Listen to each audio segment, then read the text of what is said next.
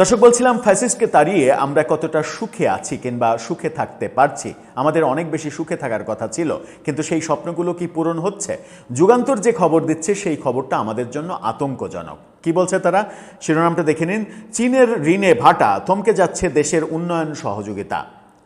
দেশের বড় বড় যে মেগা প্রকল্প সেগুলো কিন্তু ম্যাক্সিমামই বিদেশি বিভিন্ন সহযোগিতাতে তৈরি হয়েছে, কিন্তু সেখানে একটা বড় ভাটা পড়েছে এবং থমকে গেছে সেই উন্নয়ন কর্মকাণ্ড, এমনটা বলছে যুগান্তর। ভেতরে চলুন একটু জানি কি হচ্ছে। একসময় বাংলাদেশের বড় অবকাঠামো উন্নয়নের অন্যতম প্রধান অর্থায়নকারী ছিল চীন। পদ্মা রেল সংযোগ, Karnaphuli tunnel, Dhaka Ashulia elevated expressway কিংবা বিদ্যুৎ সঞ্চালন কাঠামো সহ এই ব্যাপারগুলো একটির পর একটা মেগা প্রকল্পে শত শত কোটি ডলারের ঋণ দিয়েছে বেইজিং। কিন্তু গত কয়েক বছরে সেই ধারা দৃশ্যত বদলে গেছে। কয়েক বছর বলতে 2 বছরে বদলে গেছে। নতুন বড় প্রকল্পে চীনের ঋণ প্রতিশ্রুতি কার্যত থেমে গেছে। এখানে বলা হচ্ছে বেসরকারি বিনিয়োগও প্রত্যাশিত হারে বাড়ছে না। বেসরকারি বিনিয়োগের অবস্থা খারাপ। এমনকি দীর্ঘদিন আলোচনায় থাকা তিস্তা মহাপরিকল্পনার অর্থায়ন নিয়েও এখন অনিশ্চয়তা তৈরি হয়েছে। যেটা নিয়ে এই সরকার অনেক বেশি আগ্রহী সেটাও অনিশ্চিত, এমনটা বলছে যুগান্তর। খবর সংশ্লিষ্ট সূত্র এই খবরগুলো দিচ্ছে। অর্থনৈতিক সম্পর্ক বিভাগ ইআরডি কূটনৈতিক সূত্র, ব্যবসায়ী ও বিশেষজ্ঞদের সঙ্গে কথা বলে জানা যায়, বাংলাদেশের রাজনৈতিক ও অর্থনৈতিক বাস্তবতা, প্রকল্প বাস্তবায়নের সক্ষমতা নিয়ে প্রশ্ন, কোভিড পরবর্তী চীনের অর্থনৈতিক চাপ এবং আন্তর্জাতিক ভূ রাজনীতির পরিবর্তিত সমীকরণ সব মিলিয়ে দুই দেশের অর্থনৈতিক সম্পর্ক এখন নতুন এক পর্যায়ে দাঁড়িয়ে।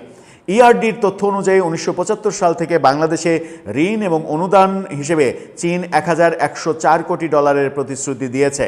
এর বিপরীতে ছাড় হয়েছে 772 কোটি ডলার। এর বড় অংশ এসেছে 2016 সালে চীনের প্রেসিডেন্ট শি জিনপিংয়ের ঢাকা সফরের পর থেকে 2021 সালের মধ্যে, এবং পুরোটাই আওয়ামী লীগ সরকারের আমলে। শি জিনপিংয়ের সেই সফরে প্রায় 25 বিলিয়ন ডলারের আর্থিক সহযোগিতা এবং বিনিয়োগের ঘোষণা দেওয়া হয়েছিল। 27টি প্রকল্প বাস্তবায়নের পরিকল্পনাও ছিল। তবে বাস্তবে এখন পর্যন্ত অল্প কয়েকটি প্রকল্পেই ঋণ চুক্তি হয়েছে, এবং যেগুলো 2001 সালে ঢাকা আশুলিয়া এলিভেটেড এক্সপ্রেসওয়ে প্রকল্পে 113 কোটি ডলারের ঋণ চুক্তির পর বড় কোনো প্রকল্পে আর চীন আগাচ্ছে না। সর্বশেষ যেটা 2021 সালে, অর্থাৎ আওয়ামী লীগের আমলে, ঢাকা আশুলিয়া এলিভেটেড এক্সপ্রেসওয়েতেই চীন থেকেছে। এছাড়া আর কোনো জায়গায় তারা আগাচ্ছে না। এবং সম্প্রতি প্রধানমন্ত্রীর চীন সফরেও এই অগ্রগতিটা তৈরি করা সম্ভব হয়নি। কেন কমছে চীনের আগ্রহ? বিশ্লেষকদের মতে শুধু রাজনৈতিক কারণ নয়। রাজনৈতিক কারণ তো রয়েছে, রাজনৈতিক কারণ একটা বড় কারণ বাংলাদেশের রাজনৈতিক স্থিতিশীলতা নষ্ট হয়ে গেছে, সেই কারণটা রয়েছে। সাথে রয়েছে প্রকল্প বাস্তবায়নের দীর্ঘসূত্রতা এবং অর্থ ছাড়ে প্রশাসনিক ধীরগতিও চীনের আগ্রহ কমার পেছনে ভূমিকা রাখছে। অনেক প্রকল্প সময়মতো বাস্তবায়িত না হওয়ায় নতুন অর্থায়নের আগে বেইজিং ঝুঁকি নিতে চায় না। ঢাকা বিশ্ববিদ্যালয়ের আন্তর্জাতিক সম্পর্ক বিভাগের সাবেক অধ্যাপক ইমতিয়াজ আহমেদ সম্প্রতি যুগান্তরকে বলেন, চীনা ঋণ নিয়ে যে ধরনের রাজনৈতিক বিতর্ক হয়, বাস্তব চিত্র তার চেয়ে ভিন্ন। বাংলাদেশের মোট বৈদেশিক ঋণের 10%-এরও কম চীন থেকে আসে, যা জাপানের কাছাকাছি, অথচ চীনের ঋণ নিয়ে বেশি আলোচনা হয়। মানে চীনকে আমরা অনেক বেশি গুরুত্ব দিই, এটা তিনি বলছেন। বাস্তবিক অর্থে আপনি স্বীকার করেন আর না করেন, বাংলাদেশের উন্নয়ন সহযোগী দেশগুলোর মধ্যে জাপান এবং চীন এই দুটোই সব থেকে বড়। তো এই দুটোকে যদি আপনি যে কোনো কারণে, রাজনৈতিক অস্থিতিশীলতার কারণে, আপনার দেশের শাসন ব্যবস্থার কারণে, নির্বাহী আদেশে রাজনীতি নিষিদ্ধ করার কারণে, বিনিয়োগের সুষ্ঠু এবং গ্যারান্টেড আবহাওয়া তৈরি করতে পারার ব্যর্থতার কারণে, নানা কারণেই তো তারা নিরুৎসাহিত হতে পারে। সেই নিরুৎসাহটা এখন স্পষ্ট দেখা যাচ্ছে।